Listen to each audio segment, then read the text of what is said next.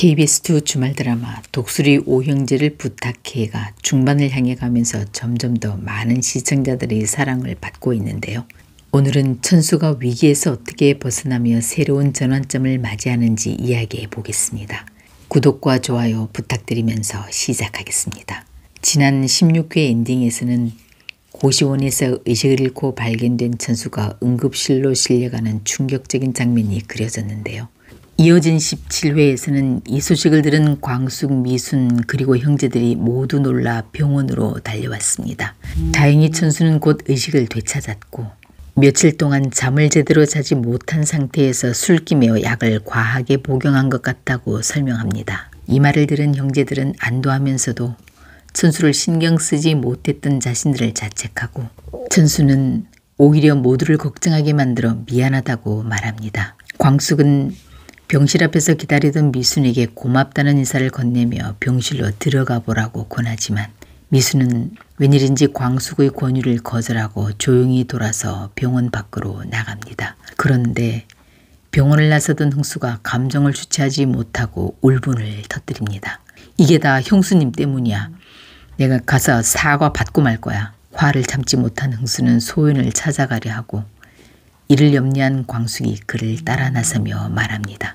도련님, 화난 건 이해하지만 막말이나 폭력은 절대 안 돼요. 흥수의 전화에 소연이 놀이터로 나옵니다. 그러나 흥수의 기대와 달리 소연은 싸늘한 표정으로 그를 바라보며 냉정하게 대답하는데요. 내가 술 마시라고 했어요? 약 먹으라고 했어요? 왜 나한테 와서 따져요? 일말의 미안함도 없는 뻔뻔한 태도에 이를 지켜보던 광숙이 앞으로 나서며 소연의 팔을 잡아끕니다. 가서 천수도련님께 사과하세요. 신랑이 그때 소연은 구둣발이 돌부리에 걸려 넘어지면서 이마를 놀이터 기구에 찢고 맙니다.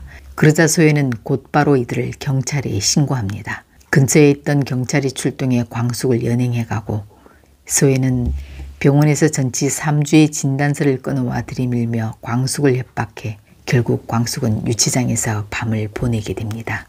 이 소식을 들은 천수는 환자복을 입은 채 소연을 찾아갑니다. 네가 원하는 대로 다 해줄게. 이혼도 해주고 위자료도 줄 테니 고소 취하하고 형수님을 풀어줘. 천수의 결단으로 마침내 광숙은 풀려나게 됩니다. 다음 회 예고를 보면 두 사람은 법원에 이혼 도장을 찍으러 가는 모습이 보이는데요. 이렇게 해서 천수는 소연과의 관계에 종지부를 찍고 새로운 인생이 시작되나 봅니다. 한편 미수는 천수와의 통화에서 납품 계획서가 통과돼 곧 프레젠테이션을 하게 됐다는 기쁜 소식을 전합니다. 그 시각 강수를 만나고 나오던 한봄은 면접을 간다고 하더니 급히 집으로 달려가는 강수의 모습을 보고 걱정합니다. 동석은 강수가 믿을 만한 청년인지 확인하고 싶어 아들 한결에게 전화를 거는데요. 한결은 강수가 해군사관학교를 우수한 성적으로 졸업한 책임감 있고 평판이 좋았던 군인이었다고 말합니다. 아들의 말까지 들은 동석은 독구탁의 말만 믿고 광숙을 의심했던 자신의 실수를 자책하며 사과를 해야겠다고 마음먹습니다. 동석은 출근길에 술도가 차량을 보고 일부러 광숙을 찾아가 말을 건네지만 광숙은 여전히 삐친 상태로 뾰로통한 반응을 보여 동석의 마음은 여전히 가시방석입니다.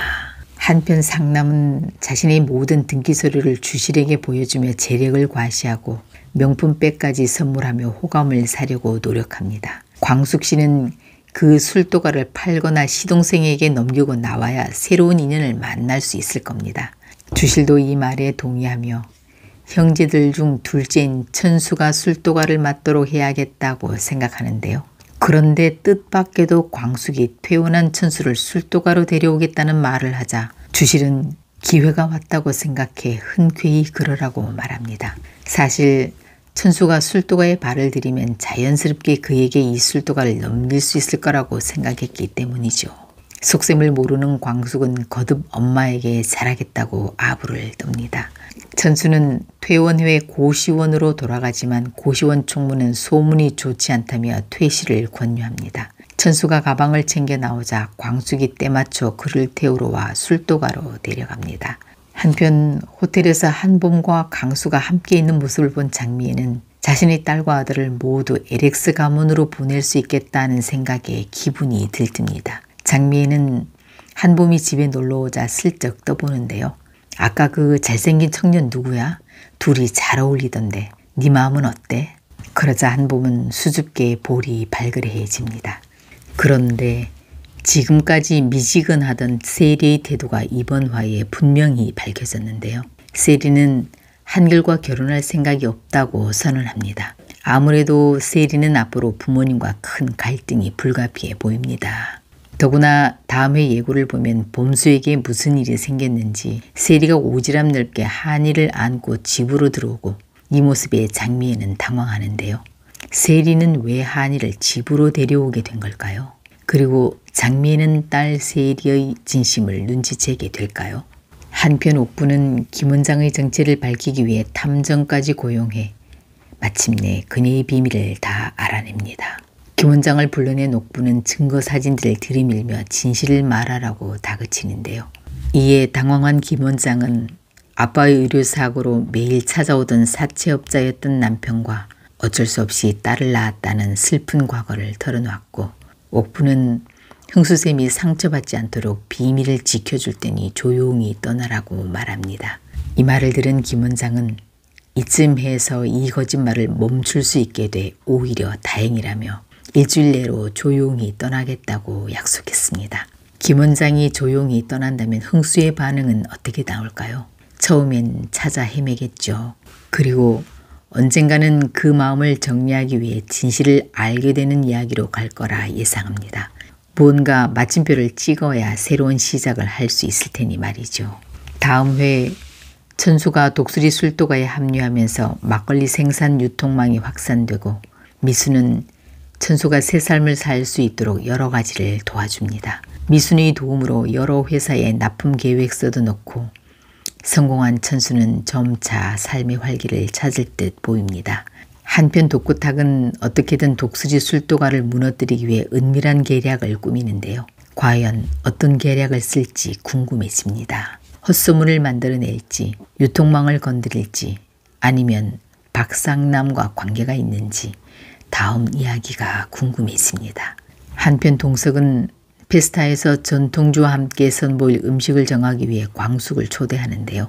그 자리에서 광숙은 또 술에 취해 동석에게 술주정을 하고 동석은 이런 광숙을 집까지 데려다주게 되는 듯합니다. 이 과정에서 두 사람의 마음이 한 발짝씩 다가가게 되는지 벌써부터 다음 이야기가 기대됩니다.